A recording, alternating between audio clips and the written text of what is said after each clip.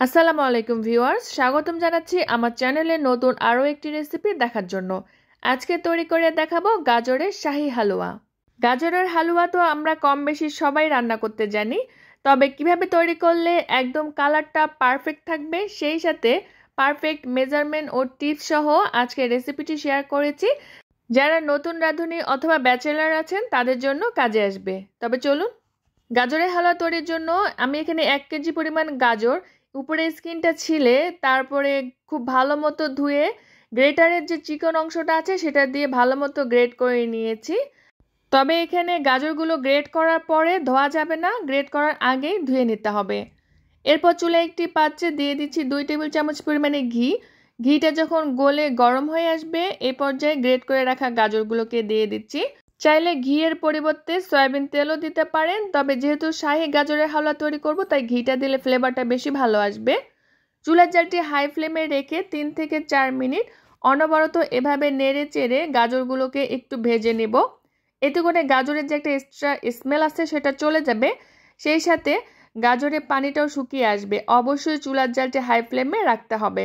3-4 minute ভাজার পরে যখন গাজরের কালারটা চেঞ্জ হয়ে আসবে এ পর্যায়ে দিয়ে দিচ্ছি 1 কাপ পরিমাণে চিনি, হাফ চা চামচ পরিমাণে এলাচের গুঁড়ো। চাইলে কিন্তু গোটা এলাচটাও দেওয়া যাবে, আমি এখানে সাদা এলাচটা দিয়েছি। আর টেস্টটাকে ব্যালেন্স করার জন্য 1 চিমটি পরিমাণে লবণ দিয়ে দিচ্ছি, চাইলে স্কিপও করতে পারেন। তবে সুগারটা আপনারা নিজেদের প্রেফারেন্স অনুযায়ী অ্যাডজাস্ট করে নিতে পারবেন। চিনিটা গাজরের সাথে মিক্স করার পরে কিন্তু অনেকটা পানি ছেড়ে দিবে, আর এই পানি দিয়ে কিন্তু গাজরটা 50%-এর মতো সেদ্ধ হয়ে যাবে। আর চিনিটা আগে দিয়ে একটু সেদ্ধ করে নিলে গাজরের কালারটা যে আছে সেটা চেঞ্জ হবে না, ঠিক এমনটাই থাকবে। কিছুক্ষণ নাড়াচাড়ার পরে যখন পানিটা শুকিয়ে আসবে এই পর্যায়ে দিয়ে দিব 2 কাপ পরিমাণে আগে থেকে জাল করে রাখা তরল দুধ। আমি প্রথমে 1.5 কাপ পরিমাণে দুধ দিয়ে দিচ্ছি। এরপরে আমার মনে হয়েছে আরও কিছুটা দুধ লাগবে, তাই আমি আরও হাফ কাপ পরিমাণে দুধ এখানে অ্যাড করব। আর এই দুধটা দিয়ে কিন্তু গাজরটা সেদ্ধ হয়ে যাবে। আর চুলার জালটি মিডিয়াম টু লোয়ের মাঝামাঝিতে রেখে ঢাকনা দিয়ে ঢেকে গাজরটাকে খুব ভালো মতো সেদ্ধ হতে দেব। কয়েক মিনিট পরে আমি ঢাকনাটি তুলে একটু নেড়ে দিচ্ছি যেন নিচে লেগে না যায়। গাজরটা আরও কিছুক্ষণ লাগবে সেদ্ধ হতে, আমি একটু নেড়ে চেড়ে দিয়ে আবারও ঢাকনা দিয়ে ঢেকে দেব পুরোপুরি রসটা টেনে আসা পর্যন্ত। চুলার জালটি কিন্তু হাই ফ্লেমে রাখা যাবে না, মিডিয়াম টু লোয়ের মাঝামাঝিতে রেখে গাজরগুলোকে খুব ভালো মতো সেদ্ধ করে নিতে হবে। দেখতেই পাচ্ছেন দুধটাও কিন্তু টেনে এসেছে আর গাজরগুলো সেদ্ধ হয়ে গিয়েছে। এই পর্যায়ে দিয়ে দিব 1 কাপ পরিমাণে গুঁড়োর দুধ। এতে করে কিন্তু গাজরের হালুয়ার টেস্টটা অনেক বেশি বেড়ে যাবে আর এটা মাওয়ার কাজ করবে। চাইলে আপনারা কিন্তু মাওয়াও দিতে পারেন, তবে গুঁড়ো দুধ আর ঘি মিক্স হয়ে কিন্তু মাওয়ার যে একটা ফ্লেভার আছে সেটাই চলে আসে।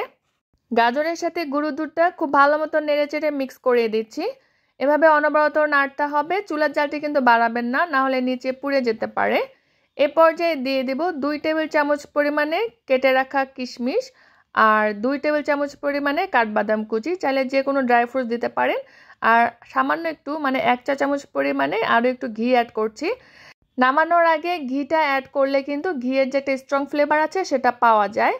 আর গুঁড়ো দুধটা এভাবে একটু দানা দানা হয়ে থাকে, সেই সাথে ঘিয়ের সাথে মিক্স হয়ে যখন এটা দাঁতের নিচে পড়বে সেই সাথে খেতে কিন্তু অনেক বেশি ভালো লাগে। গাজরে একটু চাপ দিয়ে দেখেছি কিছুটা পানি ভাব আছে, এজন্য আমি আরও কিছুটা নেড়ে চেড়ে নিব।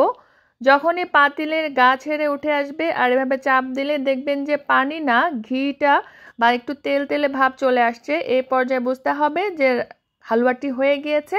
এখন নামিয়ে গরম গরম পরিবেশন করে নিব। গাজরের এই হালুয়াটা কিন্তু ঠান্ডা করে সার্ভ করলেই খেতে বেশি ভালো লাগে। চাইলে ফ্রিজের নর্মাল চেম্বারে কিছুক্ষণ রেখে একটু চিল করে নিতে পারেন।